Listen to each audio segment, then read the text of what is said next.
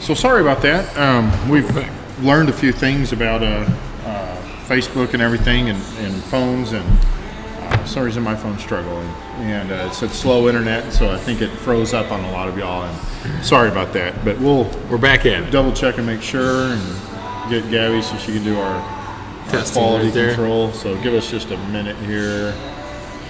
Yeah, we're going to be in chapter 5 of the story. We're kind of coming into the new section of Exodus. So the first couple of weeks we did Genesis. Last week we introduced Exodus and really had the kind of big Exodus story, what everyone really associates with it. You know, Moses leading the people out of slavery, having the confrontations with Pharaoh, the Red Sea. And this week we get into kind of a different section of Exodus. We're going to have the Ten Commandments. That's what is going to be the most famous part from this entire section. The Ten Commandments, the golden calf, we'll talk about that.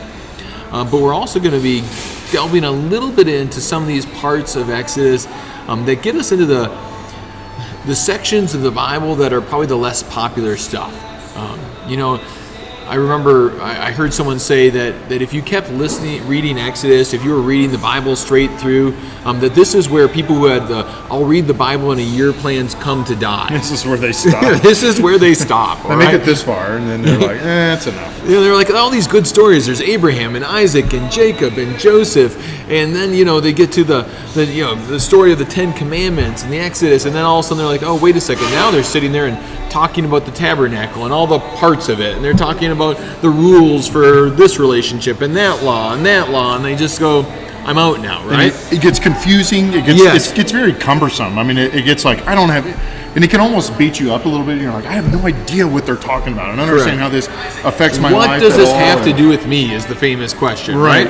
And so then they just, it's an easy place to give up. So I would say in the story, they gloss over a lot of it, and we want to take a little bit of time to talk about some of it because it's in the Bible for a reason. It's not in the Bible because it's not good or it's not practical. It's not less inspired than the other stuff. Exactly.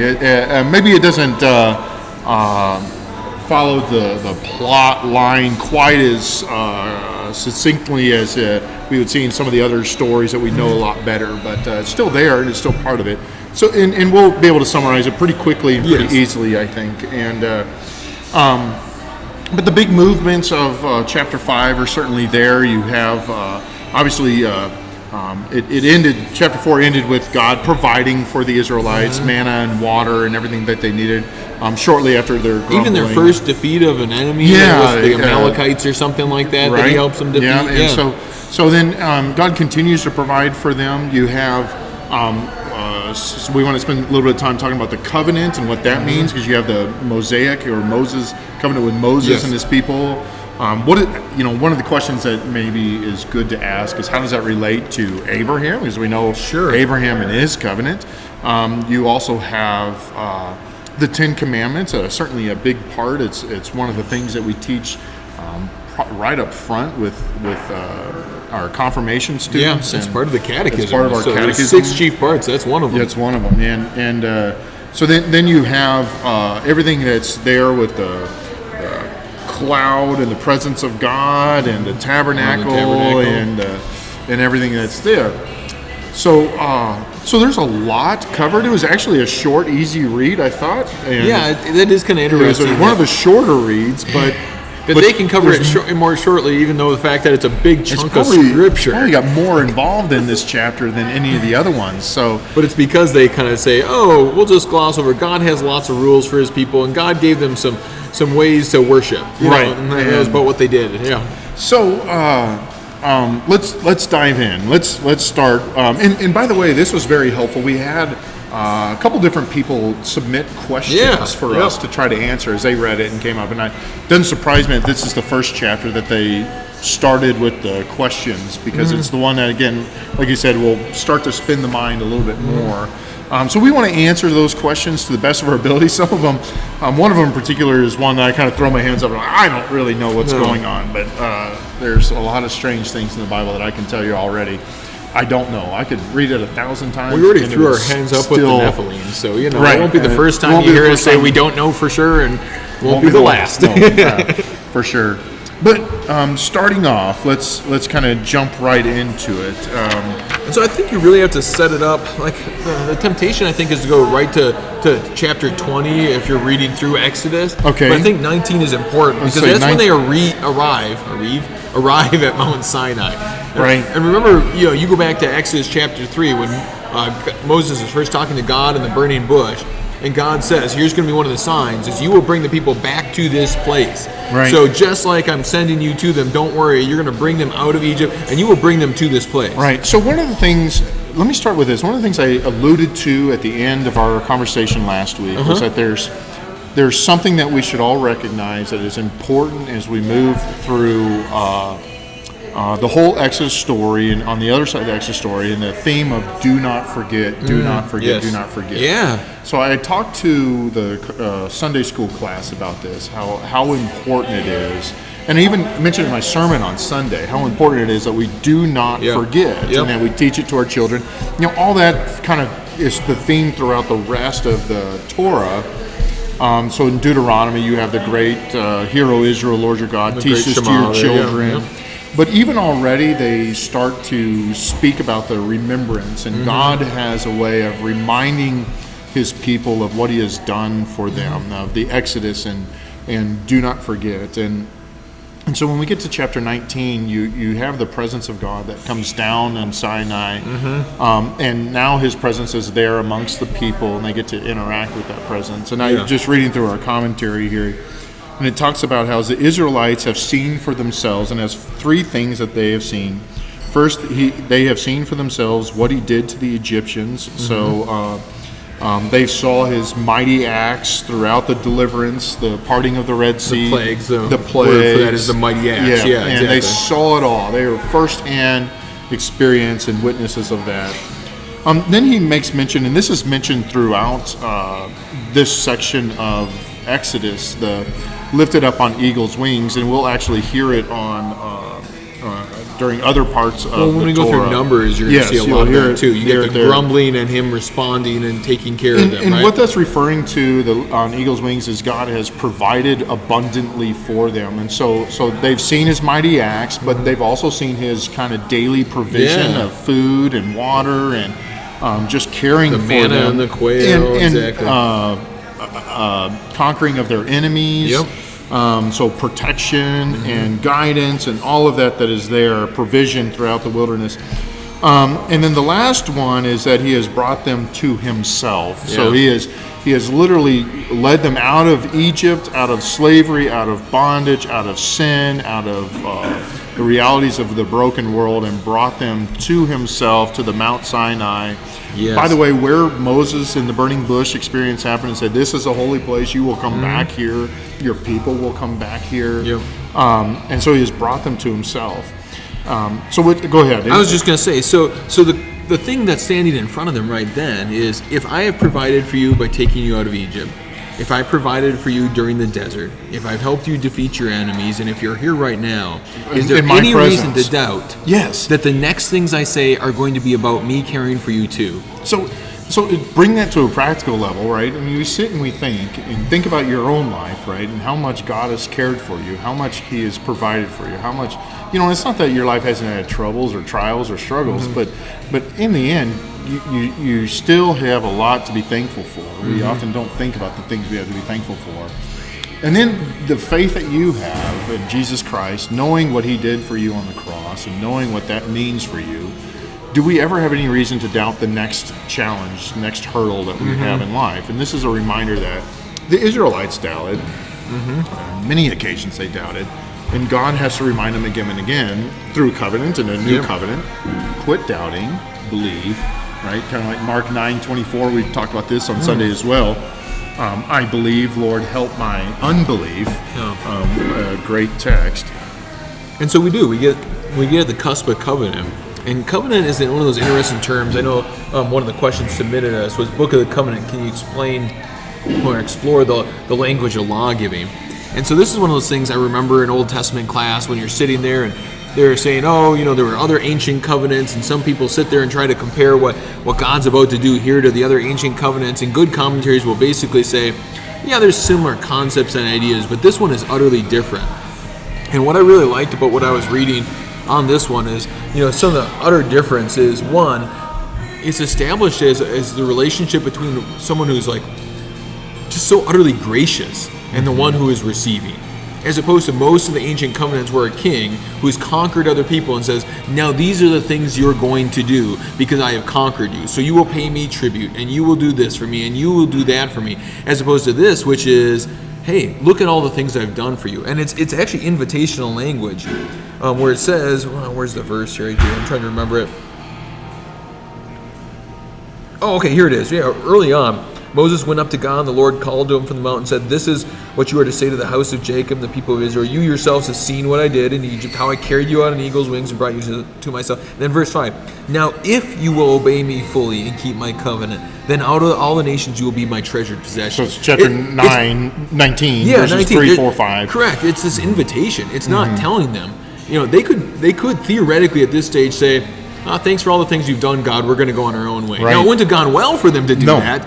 But God's saying, you have a choice, as opposed to a conquering king who says, no choice. These are the things you're going to do. So this is what I'm extracting eagle's from you. wings, treasured possessions, deliverance. So God is starting to define the relationship again that he has with his people. Just like he did with Abraham. He said, exactly. And it's not a new and different covenant, new and different promise. It's an expansion. It's understanding it more fully. And here's kind of what's great about this is he establishes that covenant. We know the Abrahamic, the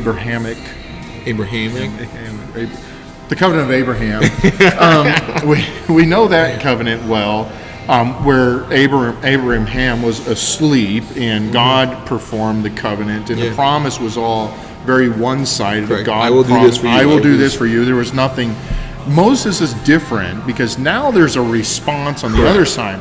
But again, that response is not different. It is still further defining the relationship that God has with his people. Well, and Abraham was really, God told him all the things he was going to do to him, but it was still, leave your people, leave your land. There's still things he did. Take your son up the mountain. But that wasn't written into the covenant. Sure. And in this part, the covenant is written into the covenant is a response that the people are to have. So going back to those three things I mentioned, of the fact that they witnessed all the miracles and and God's power and deliverance, and how he cared for them and provided for them, and that he has now brought them to himself. And the question is, well, now what do the Israelites do? And that's kind of what you're getting to. They could go off on their own. They could decide to rebel. They could say, you are my God and we are your people. Therefore, as your people, this is how we act and we behave. And that's what's put in this covenant is, therefore, because I am the Lord your God, the one who brought you out of the land of Egypt, this is what you are, and this is how you are to react. And so it says here in the commentary that picks up on that, it says, what Israel is to do if they choose to make a response to what Yahweh has done is to pay the most careful attention to his instruction concerning what is expected of them, and to keep, that is, to abide by the terms of his covenant. It's like, so as people who hold on to the promise, it's like, well, then hold on to the promise and live according to that. Why wouldn't you want to? That's the thing that we always feel. So one of the other questions that was on there was the division of the Ten Commandments. Yeah, this gets into the Ten Commandments, and so we can jump right into the Ten Commandments from here. So go ahead. All right, so I was just going to say, some of the questions that were submitted were about the division of the Ten Commandments. And this is one of those things that I'm sure most of y'all have run into before, where someone's like, well, why are our Ten Commandments as Lutherans, and really we share with the Catholics, different than the division that you'd find with your Baptist friend or someone from those kinds of circles? And really, it's even different than kind of the Jewish ordering of the Ten Commandments. And the Jewish ordering of the Ten Commandments actually starts with the first word from God, which is, I am the Lord your God who brought you out of Egypt. Right. Stop. Yeah. That's the first thing they emphasize. And we always miss that. Which we wouldn't call a commandment at all. No. But we skip by it because of our understanding. We go straight to you shall have known your God. So, and I think it's important that we don't miss that. Absolutely. And so here's one of the things that when we talk about the Ten Commandments, it starts with God reminding him again of, here is the relationship that we have with each other. Here's the summary statement that should remind you of everything. I am the Lord your everything. God who brought you to the land of Egypt. I am your God, you are my people. Yep. And then it's almost like the Ten Commandments that we would start starts with a therefore. Yes. Therefore, if I am your therefore. God and you are my people, this is what you look like as my people. This is how you behave. This is the characteristics that you would hold a part of you. So, all right, keep going with the numbering. I was just going to say, so the reality is we know there's supposed to be 10 of them. But there's 13, almost 11 of There's them. like 13 or 14 imperative statements, if I remember correctly. Okay, yeah. And then there's the opening statement, which is, I'm the Lord God who brought you out of Egypt. And so we're like, well, the Bible refers to 10 in a couple different places. Once in Exodus and once in Deuteronomy. It speaks to the 10 words, or the Decalogue. We talked about that, I think, once, right? 10 words, literally. So how do you want to divide them up? Because it never says number 1, number 2, number 3. And so it's been left to people, and it's not that it's utterly important for us to, there's differences and things we can say about it. No one's salvation is being threatened by how you divide the 10 Commandments, your Lutheran circles will say the first one is you shall have no other gods before me, and we include not making a graven image with that. We connect that with it, and then we go to number 2 is you shouldn't misuse the name of the Lord your God. And we all kind of agree with the commandments all the way up until the end, where we separate out to get 9 and 10, you shall not covet your neighbor's house, from you shall not covet your neighbor's things, your manservant, maidservant, ox or donkey, or anything that belongs to your neighbor. Whereas the Jewish numbering of the 10 Commandments and the Reformed numbering of the 10 Commandments will then combine those two. Combine those last two. Yeah. And the Reformed understanding will separate you shall not have other gods from don't make a graven image. So this makes some fun things that have happened. So for instance, one of our teachers decided they wanted to hang up the 10 Commandments to teach the children. We had to go in and say, they had the wrong, and we're like, we would probably, let me get you a different poster to use for that. We don't want our kids to have the wrong numbers in their head. So while we're here, I'm going to take a little time out. I want to introduce everyone to somebody. John, if I can put you on the spot. Oh, man. So here, this is kind of cool, John. I can zoom right in on you from the phone here. You're on camera right now. All right. Literally like 5-6 people. So dozens will watch. So this is John Barry, and you can say hi to John Barry. John Barry is a very important person to our church, although he does not go to Hope. He is a Lutheran, and he's the president of the Lutheran Student Center of Texas Tech. Nice. And so we're so thankful. And Dana McMinn says, hi, John. And so we're very happy for John. He's a tremendous servant and has been for the Student Center for many, many years. Serves not only in wisdom and voice, but in time and energy and as well. And so we have an appointment right after this, and so this is what I do. I book in appointments in bars, and and then y'all all know Gabby. I'm going to put the thing on Gabby. It's really close to your face, Gabby. Oh man, Gabby's going to be real excited about that shot. Thank you. Gabby, just enough leg. Gabby sits on the board for the Lutheran Student Center as well, and so we're thankful to have Gabby. All right, very good. I just wanted to throw that out there. Sure. So the numbering, that was one of the questions, and it's, I wouldn't say that one is right and one is wrong. I have the one that I learned, and so it's what's going to be near and dear to my heart. But again, like you said, it's... And a person can make textual arguments for them back and forth, I know, but it's not really changing anything too drastically. Right, no, it's not at all. Yes. Here's the thing, I always say just count 11 and... or 12. Or 12 even if you want, if you need to.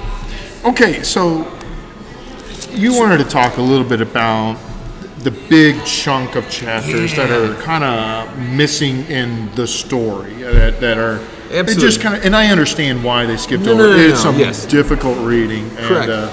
And so spend some time summarizing what are in those chapters and why those chapters would be important for us. So, I mean, the minute you hit chapter 21 and all the way until, 32, when you get to the golden calf incident or whatever, you get a lot of chapters that are all about kind of if the 10 Commandments are a summary of what relationship with God and relationship with other people looks like, now let's go ahead and explicate that. Let's go into a little bit more depth on what that looks like. And so there's, what does it look like if you have a Hebrew slave, and how do you take care of them? And what if there are, injuries to others, versions of thou shalt not murder? Or what if you steal something or someone takes something from you in your property? What does it look like to take care of those things?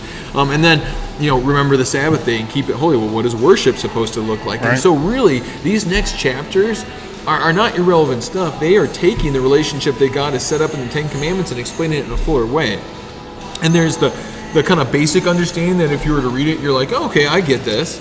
Okay, so You see that Hebrew servants are supposed to be treated in a special way.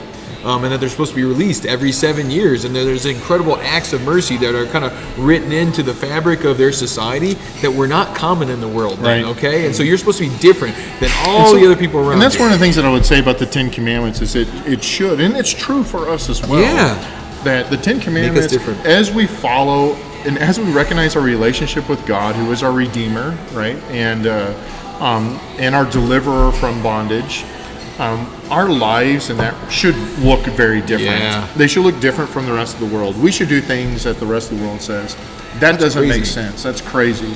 That's even idiotic. I mean, it's what you're doing does not follow any or make any sense of how we should behave according to the world, but it does according to our relationship with God. And that's where it's nice to see, even in these ancient documents, the mercy that's written into it. So you see the word Hebrew slave, and you're like, oh, that's kind of a scary term. And we start to take our context of slavery. It's a very different context. Very different understanding. And there's mercy that's written into it. Or when you even see, go to the fourth commandment, honor your father and what?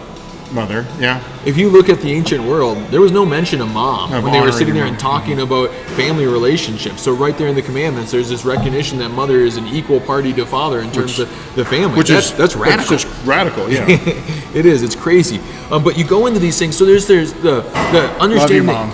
Yes, Mom. But there's the kind of quick understanding as you sit there and this is cool to see how they were supposed to relate to each other. But every single one of these things has a whole nother level of spiritual depth to it too. So anytime, they talk about slavery or whatever, yes, there's slavery that's like physical slavery in their relationship, but they're also supposed to think about spiritual slavery. Sure. Egypt was about physical slavery, but it was also about spiritual slavery. And God bringing them out of physical slavery, but also their spiritual slavery. And so, you look at something like this, it starts to, maybe I need to think about these on multiple levels. And that's where I always say, when you get into a section like this, look at your footnotes. Get a Bible that has some footnotes, and man, that's really helpful, because then you start to say, there's a whole reason for these kinds of things. And you get to the festivals in chapter 23, and you're like, okay, so they have some harvest festivals. No, they're about more than that. So what are they about? All of this, the decorations and how we're supposed to decorate the temple, the measurements, the defining just what's in the temple or a temple tabernacle and what's not.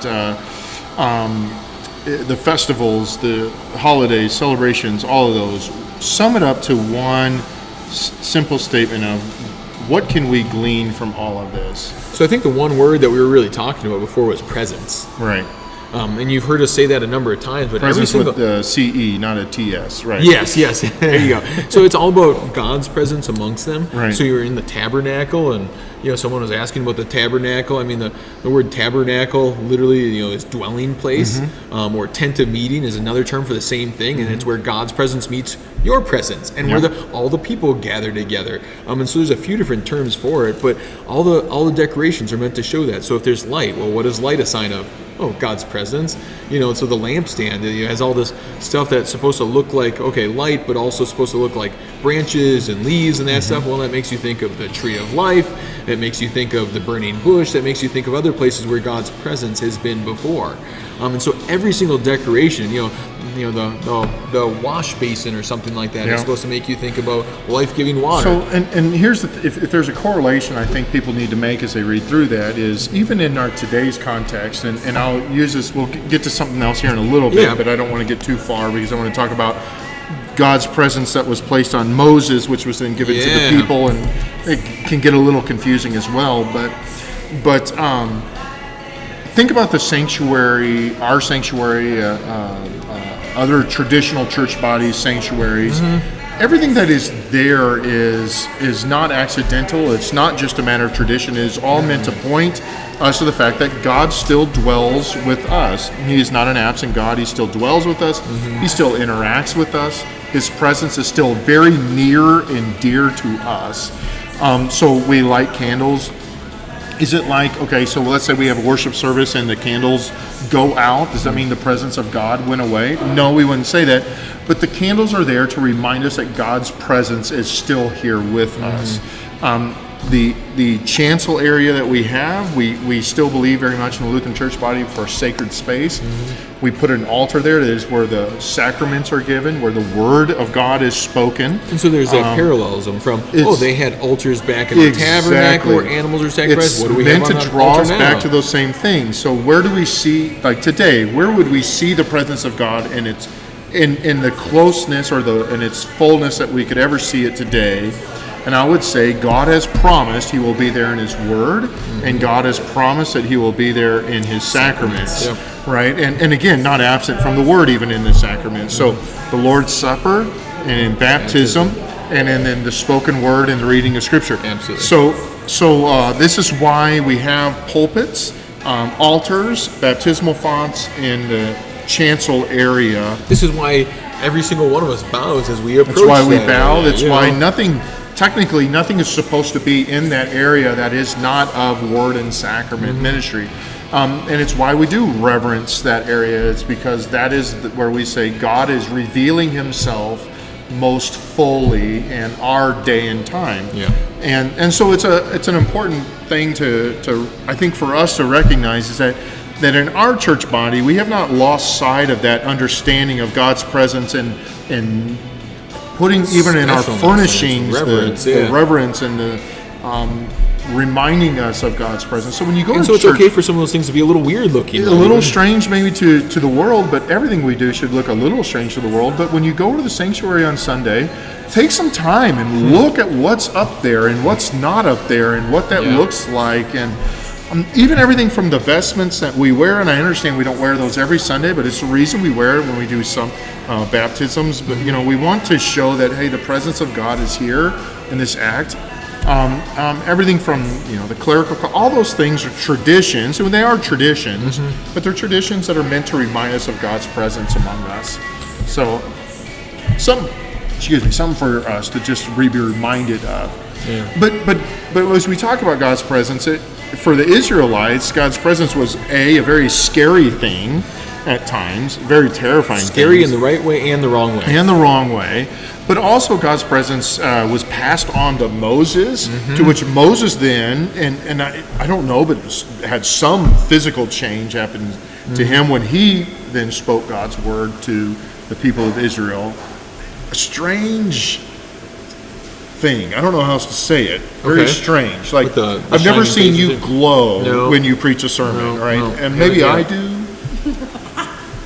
But that's only because I slapped my cheeks before. What was that? It looked like fish gills or something you were doing there. No, I was trying to make my cheeks glow before a sermon and slap them a little. Anyways, okay, sure. Bad jokes. What's going on with that? I'll put you on the spot. All right. Well, I might back up just a little bit then, okay? Because Perfect. so if presence is the theme going through all those kinds of what seem like tedious chapters, all right? Let's just be honest. They seem can like be, tedious absolutely. chapters. Then all of a sudden you get to some excitement again in 32, right? Okay. Because you get the golden calf. So Moses is up there still getting God's law. His presence he's too long. His presence wasn't there with him. We're bored, and so Aaron, makes something for us, all right? Make a God for us that we can see, feel, touch. And so he makes the golden calf.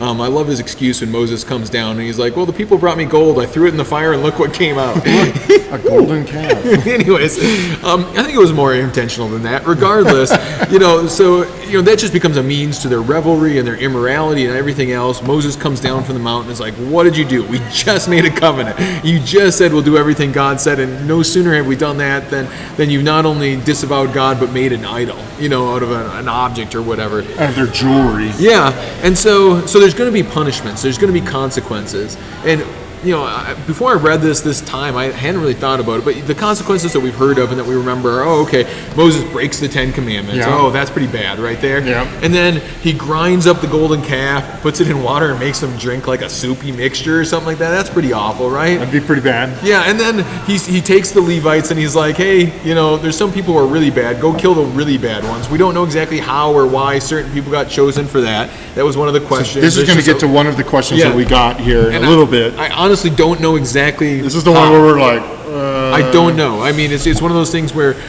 Moses says, God spoke to me and said to do this, all right? So whether these people had been the ringleaders of things or something like that, I don't know. They were trouble. They were trouble. So let this be a warning to you, trouble members. Sorry. That's a joke. Anyways. There's no Levites amongst us. You're safe. That's true. And then there's even a plague. But what's interesting is the Israelites kind of roll through all those things, and then God speaks to them and he says, you guys are going to leave this mountain, my place in my presence, and I'm not going to be with you as I lead you. And that's all of a sudden, and all of a sudden they're going, oh, that's not good. That's the scary thing. When the presence of God is removed from us, that's not good. Yes. And something to, again, let the things that remind us of God's presence amongst our lives be a great deal of comfort for us, because it reminds us that God has not left you. He has not left you. Things may be tough, but God has not left you. And if you ever need proof of that, go to church and see all the things of God's presence that are still there and will still be there. You realize what a treasure it is to be able to go to church and be reminded of that. Yes.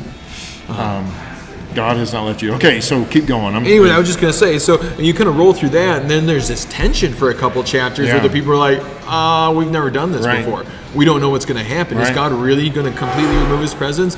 And then all of a sudden Moses has this conversation back and forth with God. Are you really going to do this? And God says, I have mercy on you. I'm going to give you my presence. Well, and Moses is like, God remembers his promise. Yes, yep. And his covenant that he had made. Yes. Even though the people did not remember. Correct. God keeps up his side of the bargain. God keeps up his side of the bargain. Okay, keep going. I was just going to say, and then you get to the place where Moses is like, but could we have a little bit more sign of it? And that's where Moses says, can I see you? Yeah. And that's where he goes up the mountain. Which is a really rare thing to be able to see the presence of God. In fact, it was said that no one would see God face to face and live.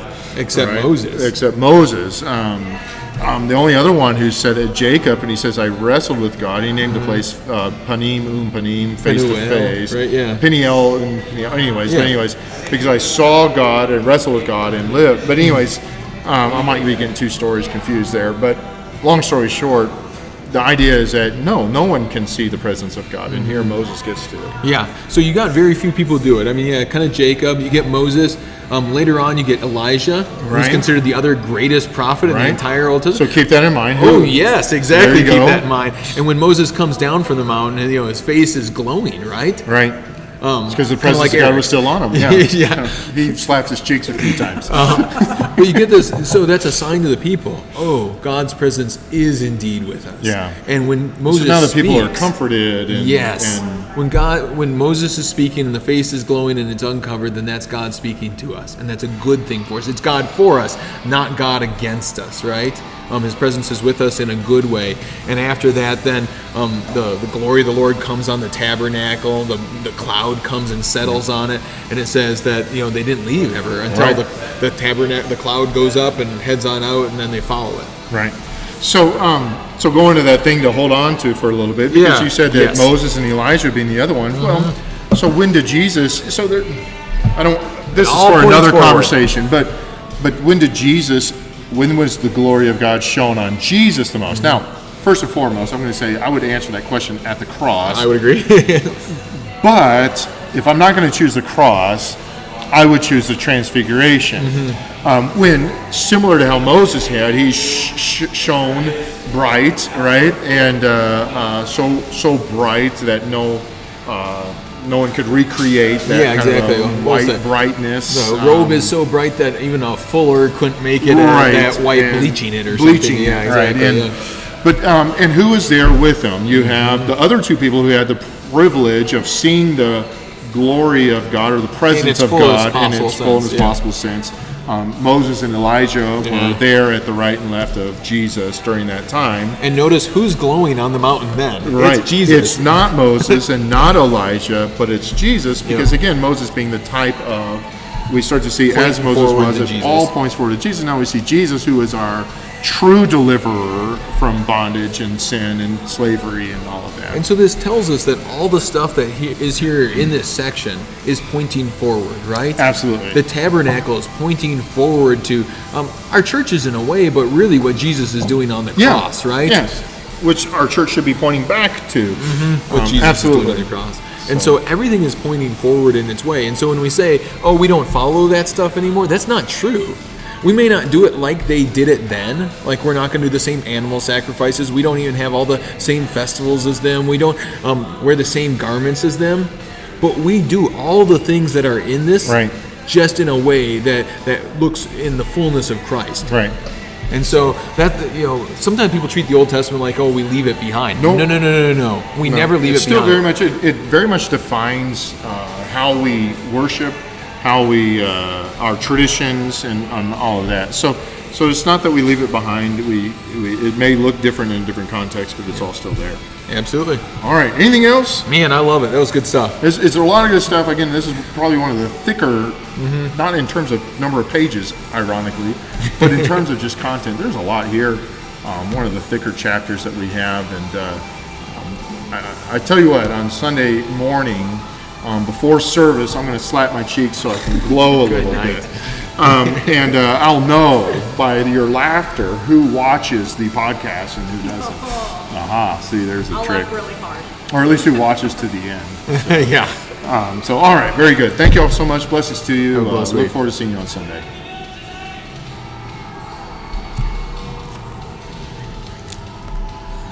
Hi, John.